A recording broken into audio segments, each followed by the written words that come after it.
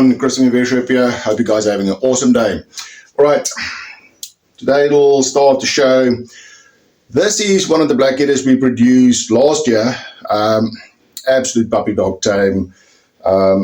We held them back for, they've actually got very light patterning when they were born, and what we're doing now is we're starting to look into going into a lighter phase, and then we're looking into a tiger phase. We'll do a whole thing about the tigers. We have featured the tigers in one of our videos before as well.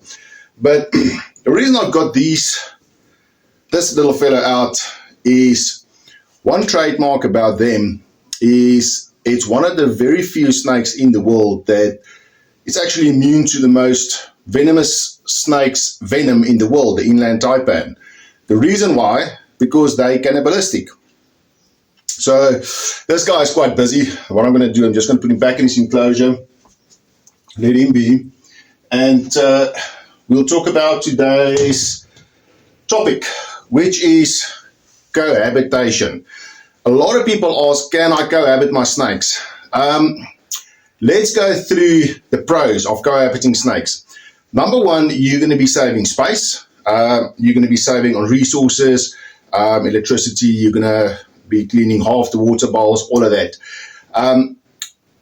But that's all for your own benefit. As regarding snakes, I would not recommend cohabitation, and that's basically what I want to go into today.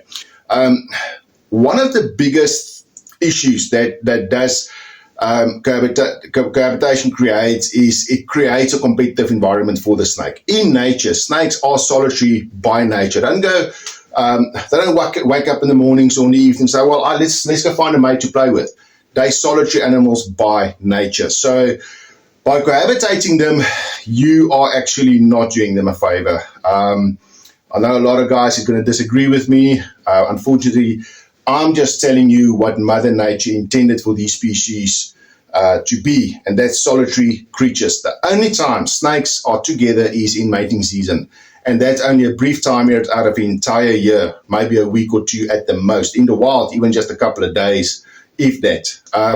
So with cohabitating, the first problem you're creating is a competitive environment, in the sense of they're going to be competing for food, they're going to be competing for the best hide spot, the basking spot, everything. You're creating a competitive environment. And take yourself, for example, if you have to live day in, day out in a competitive environment, what's going to happen? Your stress levels is going to soar through the roof. And that's exactly what you're doing to the snake as well. Cohabitation, it's been proven over a century that cohabitation stresses snakes out. We all know with stress comes a lot of other problems. You compromising your snake's immune system, making it more susceptible for disease. It's just a stressful environment is not ideal.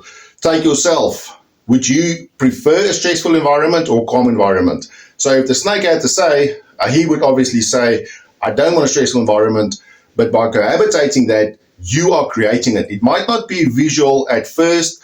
People say, but I've been cohabitating for a couple of years now.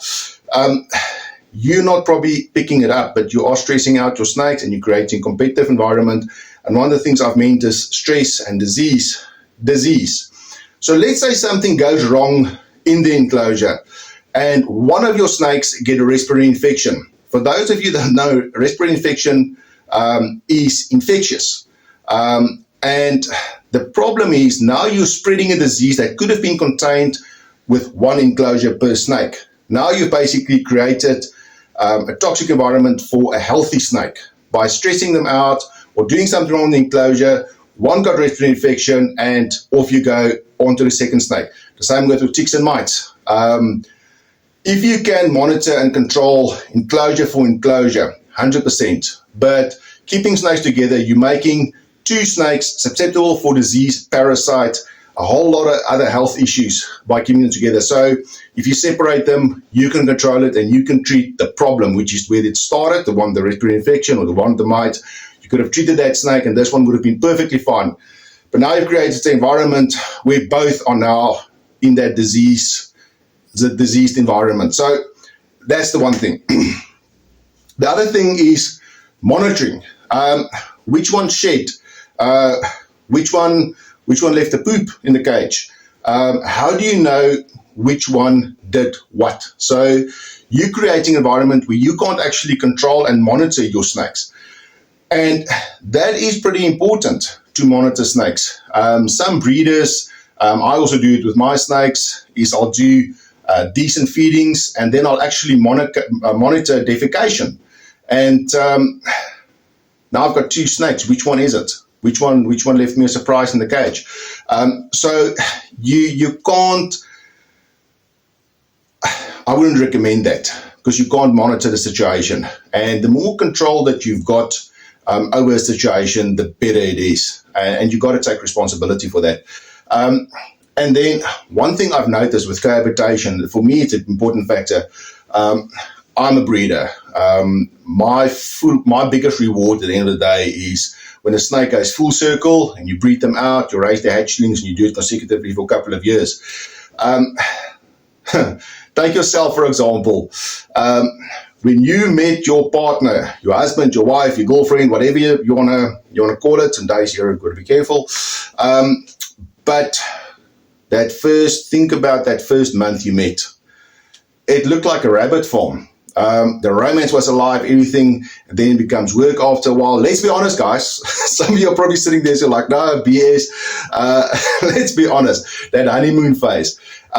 The same with animals. If you cohabitate them all the time, you've created now a potential diseased environment. You've created a stressful environment, all of that. The last thing on their mind is going to be romance. Snake love is not going to happen.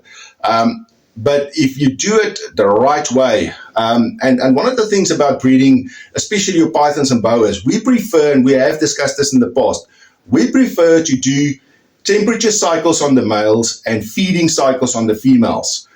There's not a lot of need to bring females down that cold to where males need to be to produce sperm. But now you've got 2 in the same cage. How's your feeding going to work? You can't feed the one snake and not feed the other snake.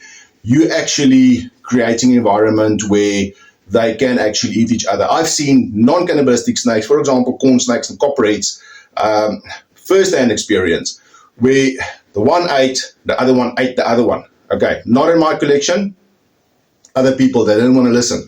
And then you also got to look at the species. People say, but my 2 ball pythons, my 2 corn snakes, my 2 boas, everything has been cohabitating perfectly fine. Yes, I understand that. And they're by nature not cannibalistic species. So besides the stress factor, they're not cannibalistic by nature. You guys can actually go look it up. There's cases where corn snakes have actually eaten king cobras.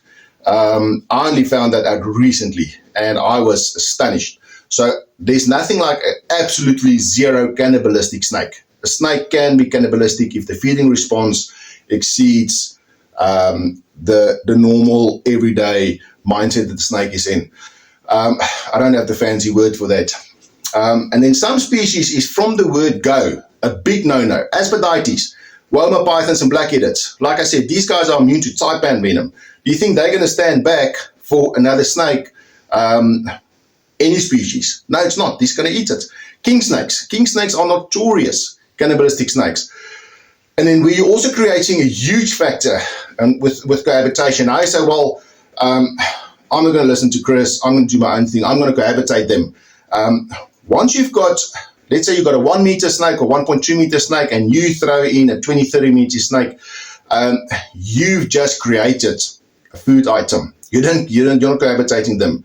You've just introduced prey to that cage. Even non-cannibalistic snakes with a major difference between sizes, they can see the other snake as a food item, even non-cannibalistic snakes. Okay. Like I said, the only advantage for cohabitation is for you to make your job easier, and that's not fair towards the snake. I know this is a touchy subject.